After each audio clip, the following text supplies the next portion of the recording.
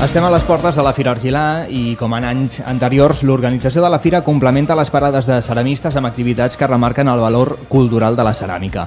Com a novetat, a aquesta edició es podrà veure a la plaça de l'Església una acció artística a càrrec de Daniel Casellas. L'artista farà una demostració d'ordir al fang, una tècnica antiga que es podrà conèixer durant els 3 dies de la Fira.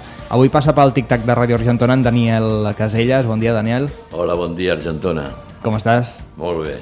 Content de tornar a Argentona. Tu coneixes Argentona? Coneixo de quan era estudiant.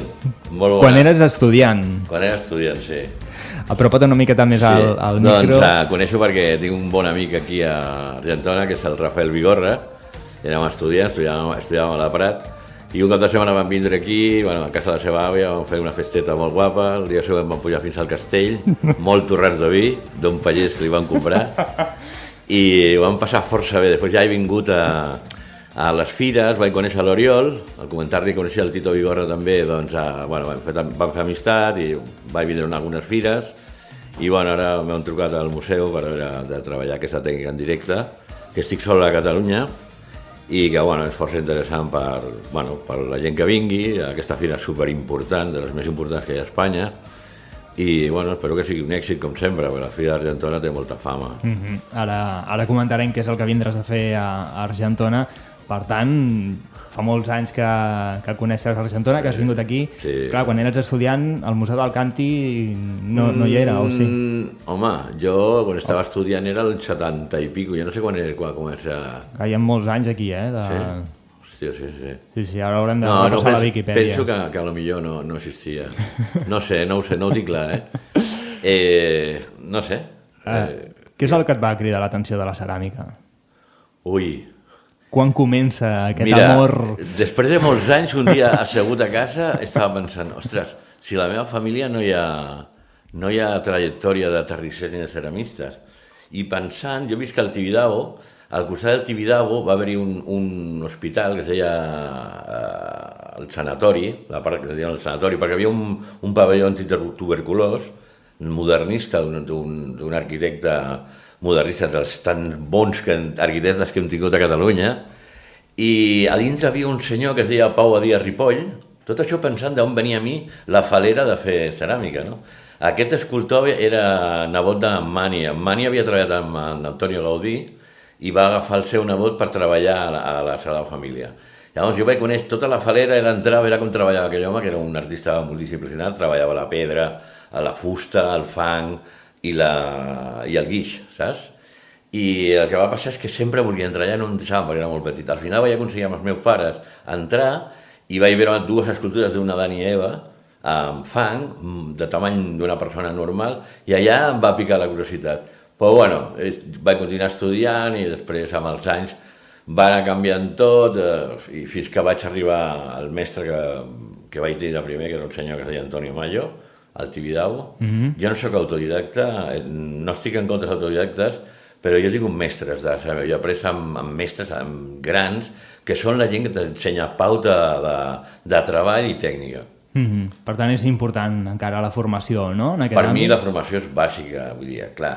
Jo sé que alguna gent utilitza el terme autodidacta d'una manera molt esnovista, vull dir, perquè queda molt bé, però realment jo el que he après en ceràmica me l'han ensenyat, i si no m'arriben a ensenyar, segurament hi ha dades que jo he descobert, he descobert perquè m'ho han ensenyat, que si no t'ho ensenyen, ningú de manera autodidacta seria capaç de treure això. Tan fàcil com a la Manxa estar en una fornada i no tenen canyes piromètriques, terrissers de tota la vida, i saber que les peces estaven cuites, traient un totxo del forn, ficant una canya d'escombra i veure que els relims de la tenalla estaven negres, ja sabien que la peça estava cuita.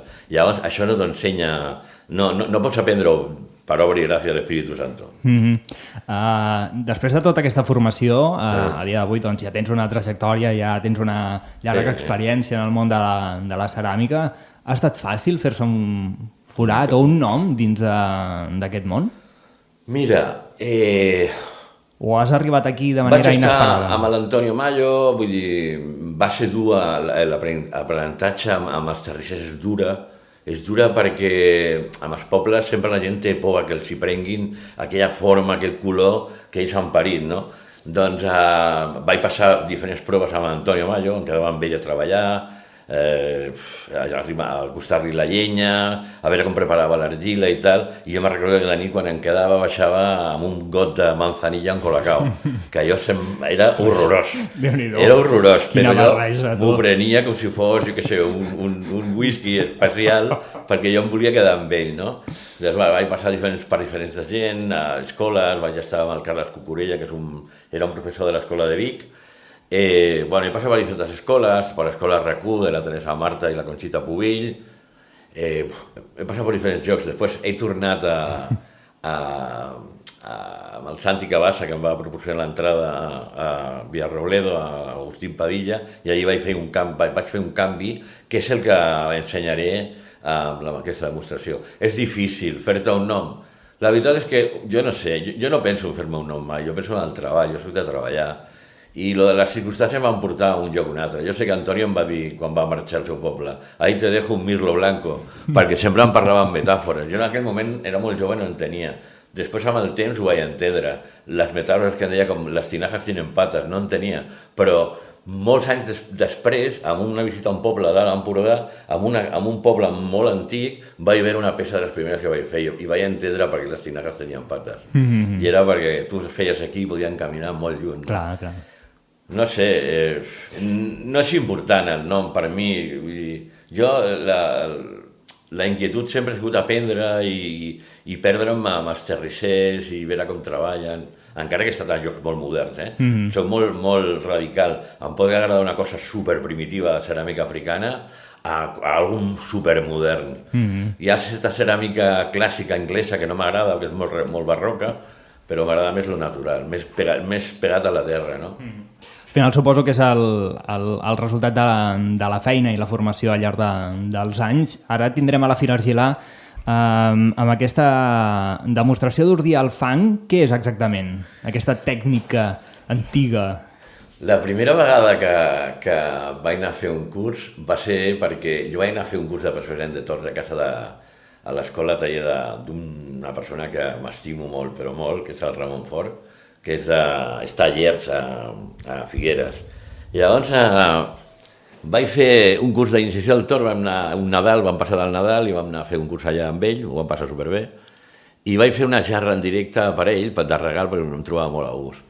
Doncs, clar, el Ramon em preguntava, bueno, explica'm una mica d'on ve l'Ordit i tal, i jo dic, doncs mira, l'Ordit és la trajectòria de l'home primitiu passar de nòmada sedentari i la capacitat de, quan comença a recol·lectar fruites o a plantar o a transportar bestiar animals que han mort, no? O per pescar als rius. Llavors, jo també he buscat la paraula ordit i l'ordit ve una mica de l'ordimbre del teixit, que són el tramat que es fa per passar fils. Això és l'ordimbre. El que passa que, bueno, amb aquesta tècnica, encara que a la manxa l'acció de fer aquestes peces li diuen labrar, perquè el moviment que es farà amb les mans va deixant una marca sobre l'argila que sembla sobre un sembrat com si hagués llaurat.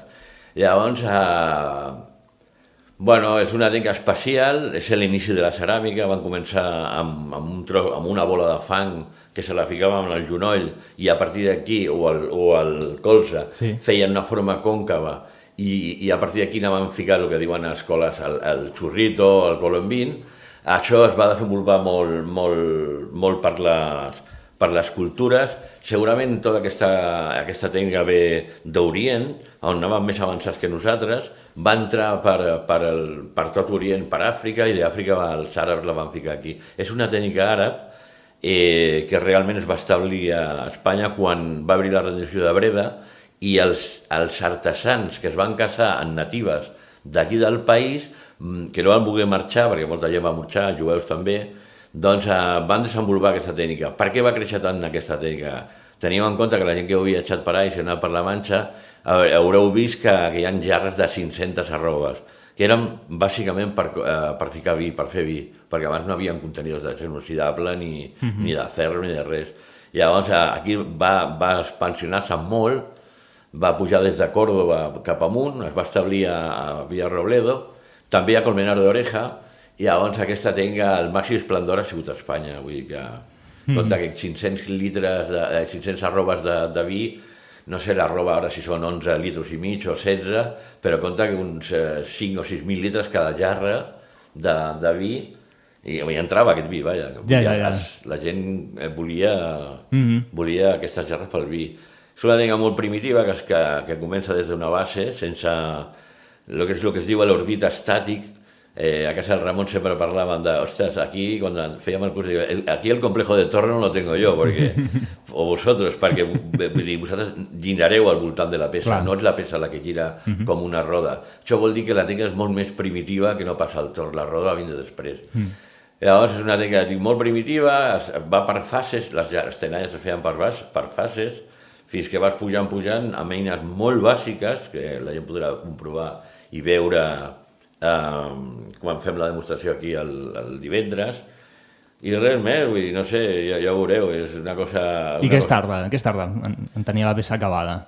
A veure, és que quan es treballava una tenalla no feien una jarra.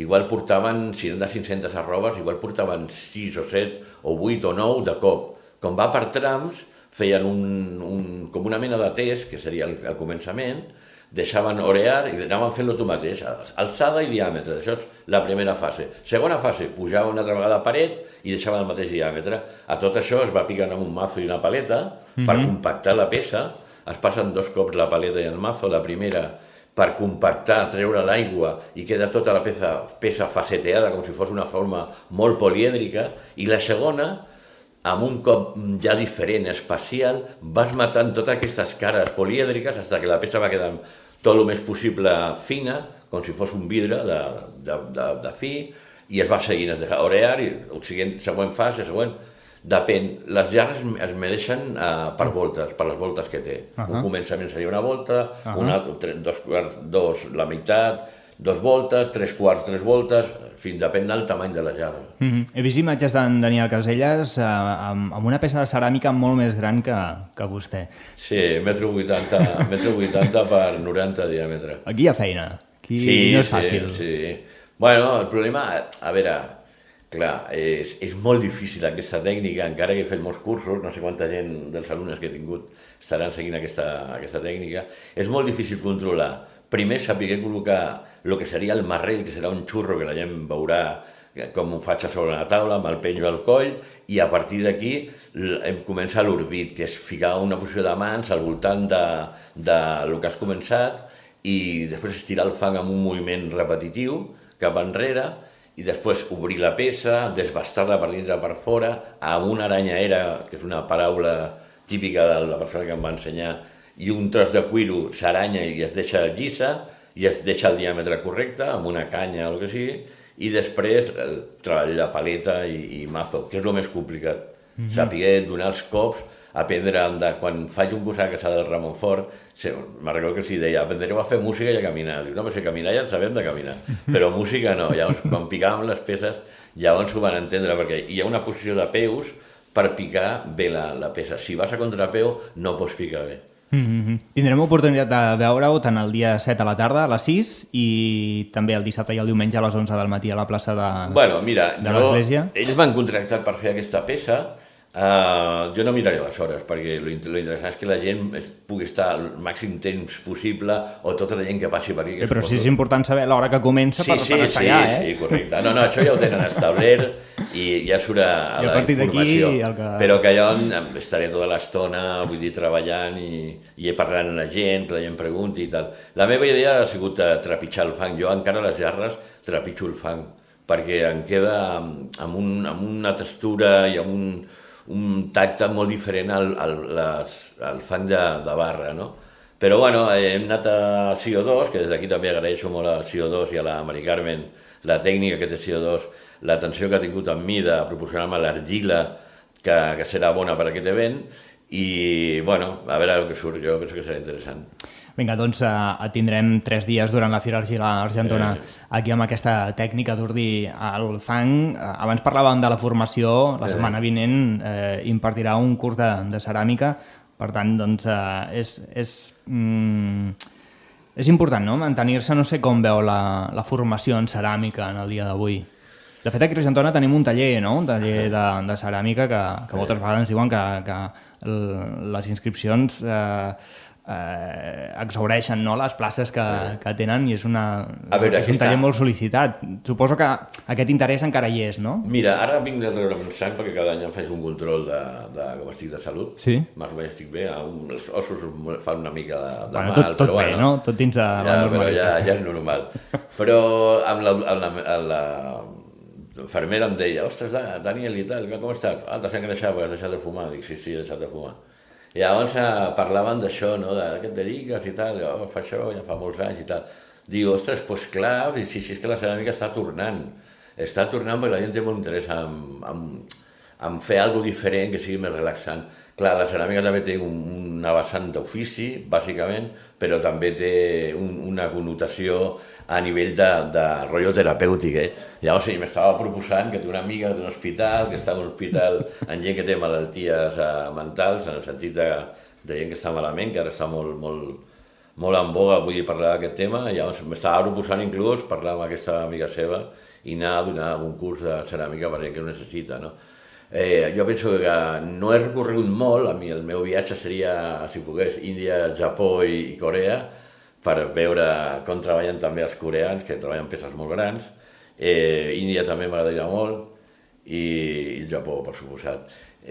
Jo penso que Espanya ha sigut un país que ha fet ceràmics molt bons i bons terrissers, molt bons terrissers. El que passa que, amb el tema de la globalització i tot el que està passant arreu del món, el que està passant és que està entrant molta ceràmica xinesa, i això que Xina té ceràmica molt bona, de les seves dinasties, igual que el Japó, però està entrant ceràmica molt dolenta.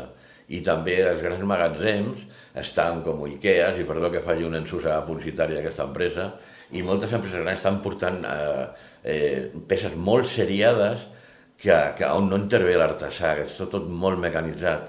I llavors això mata l'ofici, vull dir que jo penso que s'ha de lluitar perquè l'ofici es conservi, no? Que hi ha molt bons treballadors dintre de la terrissa i la ceràmica i això es té que mantindre, es té que lluitar per aconseguir que no marxi. Jo m'he mantingut en aquesta posició perquè Antonio Mayo em va dir tú haz esto, Daniel, que esto no pasará de moda nunca. Continua per aquí, continua. De moment, doncs, sembla que tenim escola. Per anar acabant, Daniel, s'ha presentat ja el Càntic de l'any, de la mà de Nani Marquina. Sí. No sé si l'has pogut veure. No, temps, acabo d'arribar. El tenim aquí. És aquest tipus de càntic de pescador, em sembla, no? Sí. Que no, és molt difícil o pràcticament impossible de que es vessi, no? De que caigui. Sí. No sé què et sembla. Bueno, màxim respecte per les formes i per la feina dels terrissers més de que fa Càntics. Vaig veure com en Cornellà, a la Bisbal, va fer una demostració al seu taller l'última fornada abans de tancar. Vaig tenir la sort de quedar-me una fornada de ceràmica negra. No sé, és especial veure com feien les tripes, el coll, la nansa, el vitor per veure.